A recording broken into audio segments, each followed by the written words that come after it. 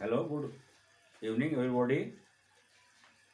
Now, I am going to solve some narrations question. कुछ narration के कुछ questions है जो मैं सोल्व करने जा रहा हूँ और आपको समझा भी रहा हूँ, लेकिन इसके पीछे के आपको अगर पता है तो ठीक है, आपको समझ में आएंगे ही। तो सबसे पहले मैं बता दूं आपको कि नरेशन जो होता है आपको assertive, interrogative, optative, imperative, exclamatory sentence में होता है और सब में जो है कि कहीं टोल्ड लगता है, कहीं ऑर्डर्ड, कहीं रिक्वेस्ट, कहीं विश्ड, कहीं आस्क्ड लगता है, तो सेंटेंस के अकॉर्डिंग लगता है। तो उतना तो अभी मैं क्लियर कर नहीं रहा हूँ, लेकिन अकॉर्डिंग टू सेंटेंस मैं इसको सोल्व करने जा रहा हूँ। इसको आप ध्यान से देखें कैसे। First one is the teacher said, teacher ने कहा। हैव किससे कहा? तो टीचर किससे कहेगा? स्टूडेंट से कहेगा। तो स्टूडेंट तो एक होते नहीं, स्टूडेंट्स। इट मीन्स यहाँ क्या छुपा है? The teacher said to the students, तो टू द स्टूडेंट्स छुपा हुआ है। Have you looked up the word environment in a dictionary? तो ये सेंटेंस किसमें है आपको? इंट्रोगेटिव सेंटेंस है। वो भी कौन सा इंट्रोगेटिव है? Yes no question helping verb interrogative है। इंट्रोगेटिव सेंटेंस में आपको सेड टू की जगह पे क्या लगाना होता है? आस्क्ड लगाना होता है। तो कैसे? तो द टीचर आस्क्ड, किससे आस्क कर, किससे कहता है, पूछता है? टीचर स्टूडेंट से बात करेगा, तो एक स्टूडेंट नहीं, आस्क्ड द स्टूडेंट्स, स्टूडेंट्स। और यहाँ पर जो इंट्रोगेटिव है, इसमें क्वेश्चन हेल्पिंग वर्ब इंट्रोगेटिव है, इसलिए कंजक्शन की जगह जहाँ दैट आप लगाते हैं वहां पर आपको क्या लगा देना है? इफ लगाना है आपको। और आपका सब्जेक्ट क्या है? You. You is the second person, second person is change according to object. Object क्या? स्टूडेंट्स है, स्टूडेंट्स मीन्स दे, तो यहाँ आप क्या लगा देंगे? दे। और लुक्ड जो है V2 है, V2 को चेंज करते हैं हैड V3 में।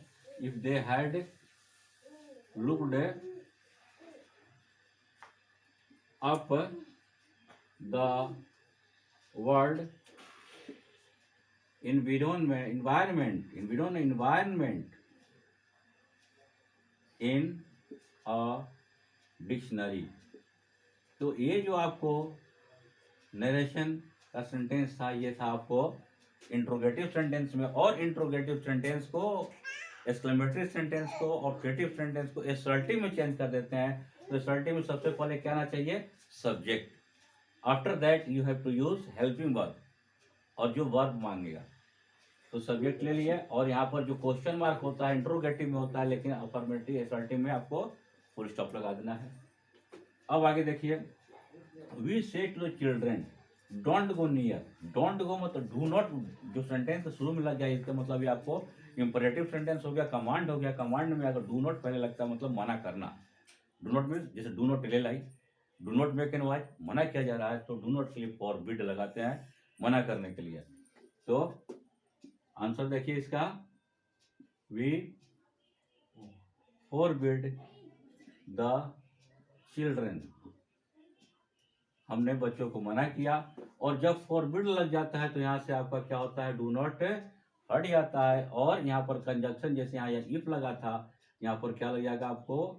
Conjunction to, to go near a dog, कि बच्चों को मना किया गया कि कुत्ते के पास नहीं जाओ। Lest it should bite you. You is second person, लेकिन ऑब्जेक्ट का फॉर्म है। Children second person according to object, object children है, चिल्ड्रेन इज प्लूरल नंबर, तो इसलिए ही शी इट का प्लूरल क्या होता है? दे। लेकिन यू ऑब्जेक्ट है, तो दे का ऑब्जेक्ट क्या होगा आपको? देम। ये these are the rules of narration. और नेक्स्ट देखिए, इसका आंसर देखिए, I am free to do what I like with my walking sticks, कि मैं अपने वॉकिंग स्टिक के साथ कुछ भी करने के लिए मैं फ्री हूँ। आर्वेड जेंटलमैन, यानी जेंटलमैन ने कहा। तो क्या कहा? तो कैसे? तो नरेशन में देखिए, ये शुरू में लिखा हो या लास्ट में लिखा हो, लेकिन जब आप नरेशन चेंज करते हैं, डायरेक्ट स्पीच में चेंज करते हैं, तो उसको आपको इस पार्ट को, जो रिपोर्टिंग वर्ब है, रिपोर्टिंग वर्ब को आपको शुरू में लाना पड़ता है। तो द जेंटलमैन ने और क्या करने कहा, तो क्या उसको शुरू में लाइए रिपोर्टिंग वर्ब को, तो जेंटलमैन सेड, और ये अफर्मेटिव एसर्टिव सेंटेंस है, इसीलिए यहाँ पर इन्वर्टेड कॉमा की जगह पर क्या कंडीशन लगेगा, दैट लगाएंगे। और I is the first person change according to subject, जिसका स्ट्रक्चर क्या होता है आप जानते हैं, SON 1 first person according to subject, second person according to object, and third person according to no change, third person को चेंज नहीं करते हैं। तो हमारा यहाँ पर सब्जेक्ट क्या है, आई है, आई फर्स्ट पर्सन को चेंज किसके अकॉर्डिंग करेंगे, सब्जेक्ट क्या है, जेंटलमैन मीन्स वह, ही, तो ही, तो जब पास्ट टेंस में चल रहा है तो इज हमारे का पास्ट टेंस वाज भी है, तो ही के साथ क्या लगाते हैं आप, he was free to do what, फिर आई आ गया, आई फर्स्ट पर्सन इसलिए यहाँ भी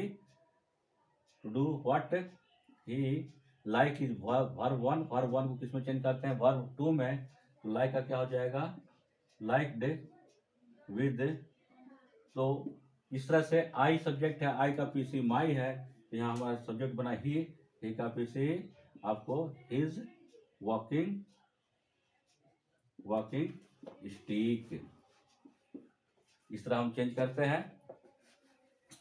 आगे देखें, द एम्पेरर टू के look at the young man, कि सम्राट ने यंग मैन पर देखता है और कहा, तो इसका आंसर कैसे बनेगा, तो क्या कहा, डू यू नो, मीन्स ये इंट्रोगेटिव है, तो इंट्रोगेटिव में सेट टू की जगह आप क्या किसका यूज करते हैं, आस्क्ड का, तो कैसे, the emperor took A look at the young man and sad